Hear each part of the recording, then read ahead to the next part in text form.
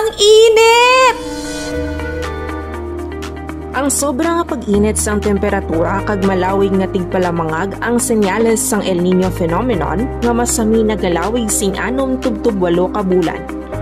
Apisar nga nagatabo lamang ini kada 2 tubtub 7 ka tuig, tuman ang epekto sini sa pagpanguma, pangisdaan kag pagsagod sang kasapatan. Bangod sa El Nino, nagakabuhina ng soil moisture kag supply sang tubig, gani nagakaatrasar ang panahon sang pagtanom. Naganubo ang patubas, nagakaagom sa mga pamalatian kag peste ang mga pananom kag ginasagod nga kasapatan kag nagakalamatay ang mga isda. Agud mapahagan-hagan ang tuman nga kahalitan sang El Nino, ginapanugyan sang Department of Agriculture ang masunod nga mga preparasyon. Sa talabnan, maggamit sang drought-tolerant kag early maturing varieties sang pananom. Magtanom sang short gestation or short cycle crops kaangay sang munggo, mani kag soybean. Maggamit sang crop rotation method agud makalikaw sa peste. Maggamit sang organiko nga abono agud mapabilin ang soil moisture.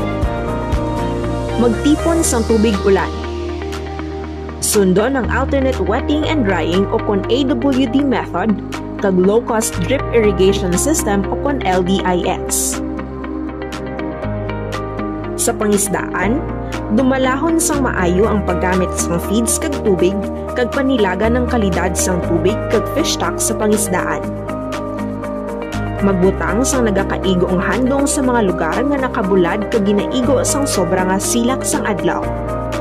Siguraduhon nga wala sang takos o kon awas ang pond area.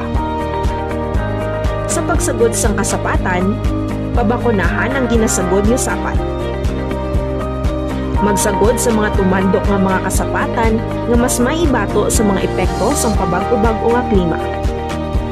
Magtanong sang drought-resistant nga mga tanom nga sarang mapakaon sa mga sapat.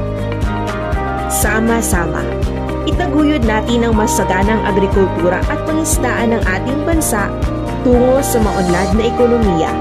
Sa panahon ng El Nino, maging handa at matalino